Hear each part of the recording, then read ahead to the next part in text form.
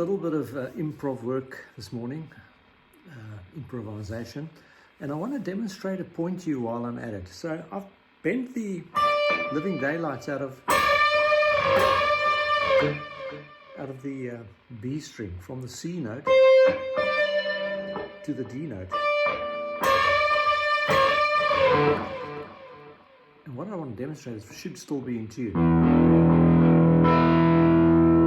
Yes, it is. Now, the secret weapon I've got here next to me is this humble hard pencil lead inside this pencil, which I've extracted. I take that hard pencil lead and I shave it with a knife onto the sheet of paper here, and then I put it onto the nut, and I loosen the strings and I get it into the slots, the nut slots there.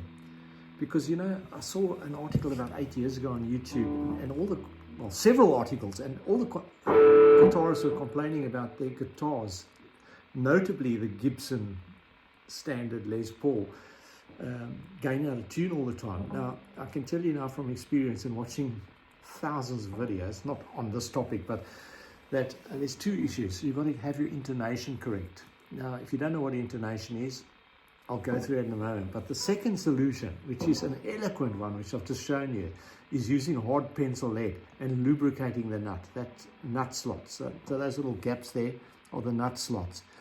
Now, some argue that it's the actual physical design of the Gibson Les Paul and such like headstocks, where if you look at the string tree, the way that from the nut to the pegs of the machine heads, it's the angle, some argue, what causes, and notably the G string.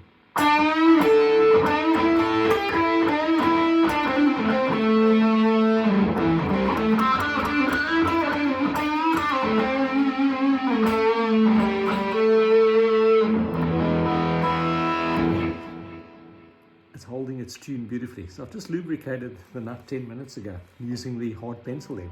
Now, the other factor that I found with this specific Les Paul, and it definitely worked for me, about 4 years ago, I read up, I viewed it on YouTube, all about how to set the intonation.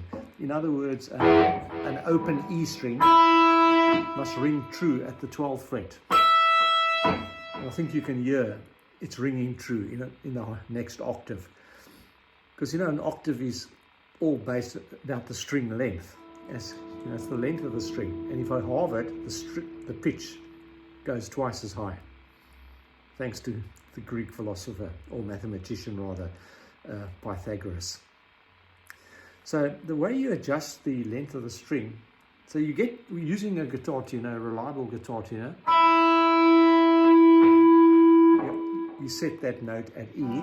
You then depress at the 12th fret, and you look on your tuner, and it should be true to read an E. If it's reading high on the tuner, it means the distance from the bridge here to the 12th fret is too short. That would make it high. And to adjust that, there's little screws here, and to adjust that, you need to bring this saddle, which is a floating saddle. It moves backwards and forwards. You need to bring it back. Firstly, you loosen the string so that you don't go snap your string when you move the saddle, because it's like there's a lot of friction between the string and that piece of metal. So you could snap the string if you don't loosen the string. You loosen the string so the saddle moves freely when you turn with the screwdriver. When you turn clockwise, if I go like that, when you're sitting at this end of the guitar and you turn it clockwise, it's going to pull that saddle back. Let me just think about it. You turn it clockwise, this saddle is going to come back, and it will make the length of the string longer from the 12th fret to the bridge. So if it was ringing high there, then that's what you want to do. If it's ringing like an E flat, if it's ringing low, then you want to shorten that distance, and you would loosen that screw. The saddle will then move forward. Turn anti-clockwise from this position, and then the saddle will move forward and shorten the distance, and then the note will ring higher so that it rings true at E. And you find that when that guitar, and you go from string to string, and you'll have to adjust as you go, because you'll see the one string which exerts tension on the neck, because there's a metal rod in there and it exerts tension, so it buckles, it bends this way and it bends this way. So eventually, after you fiddled with it long enough, I used to fiddle with it up to 2.5 hours. Now it takes me about, it can take me 15 minutes on a good day, or 45 minutes, but the more you get skilled at adjusting the saddles and getting the intonation right, and once you get it, and you'll never get it spot on according to experts, but when you get it close, you will be, and you lubricate the nut, like I explained to you with the hard pencil lead, into those little grooves where the strings go through. You loosen the strings, right? So you can get the stuff in there, and then you put the strings in, and then you tighten them, and you tune your guitar up, and you've got your intonation set. Your guitar, you can bend the living daylights out of the strings. You know, those sort of David Gilmour, Pink Floyd bends. And you will find your guitar will stay in tune. It's like magic. Simple but effective. I just want to show you some arpeggios quickly while we're sitting down together here. You know, I'm not sitting very comfortably, and I'm due for hip replacement, so I don't enjoy putting the 12 between my legs, but playing a humble A minor. My roots in this format is on the B string there. There's my perfect fifth from the A to the, and that's my minor third into it. Hopefully you know that. And so I'm just, and there's my E octave, the perfect fifth.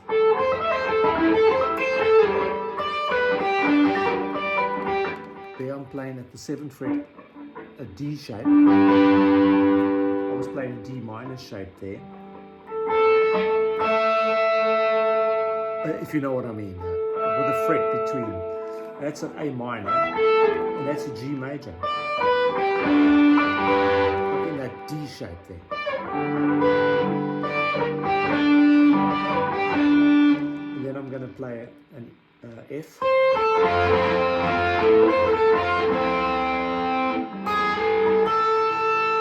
And then I'm playing an E major.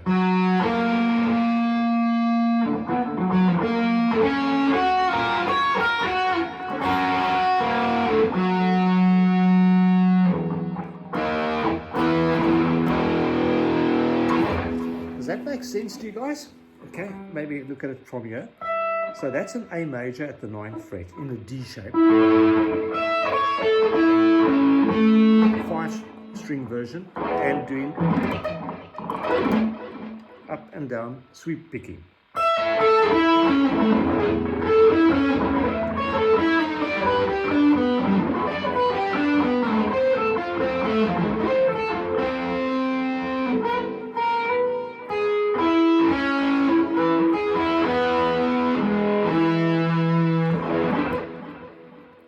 Les Paul's not that comfortable to sit like this and do it, you know, because of the shape of the guitar.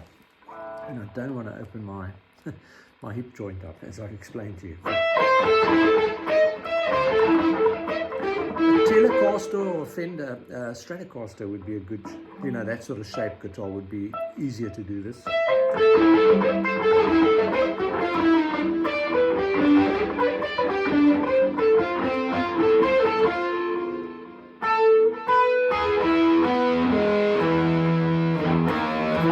I'm just playing E flat in an A shape to an E major chord, E flat major to E flat. Yeah, and Sebastian Bach style, you know. But the main thing is, I want to get you guys on your way to start sweeping these arpeggios.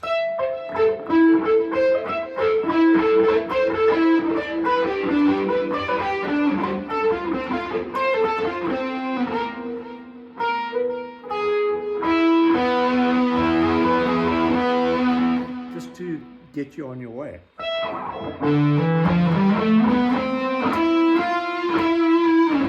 It's a melodic minor, so it looks like a minor chord, a second and a flat third, and then like the major, the whole tone intervals. That's D melodic minor. Used a lot by jazz players, but you can use it in your metal shredding.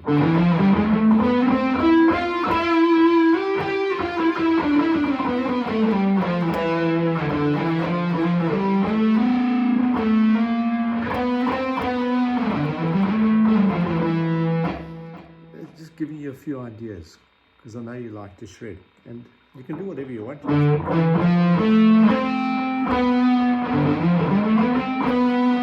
Same thing, huh? And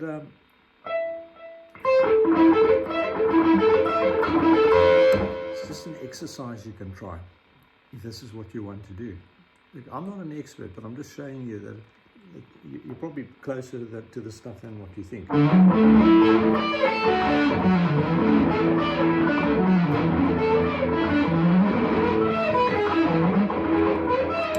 That was in my other video, Arpeggios of yesterday, Arpeggios for beginners. I just played D major in an A format. Root major third, and then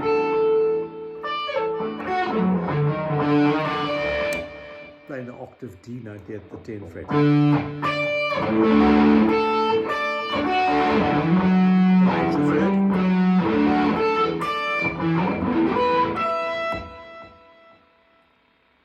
You might impress your friends at your next band practice, you know.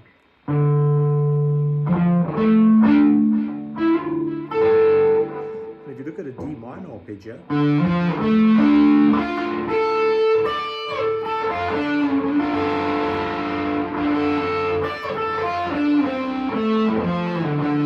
your minor third interval.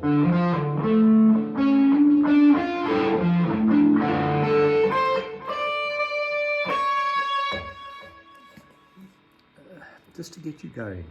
That's all my objective is, to inspire you to start doing some different things, like A major 7th arpeggio.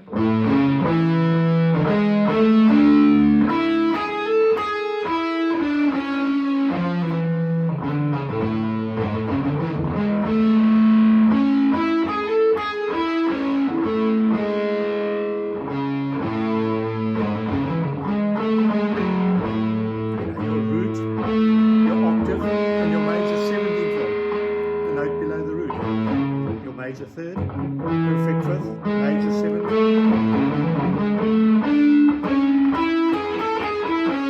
There's your major third again. The octave.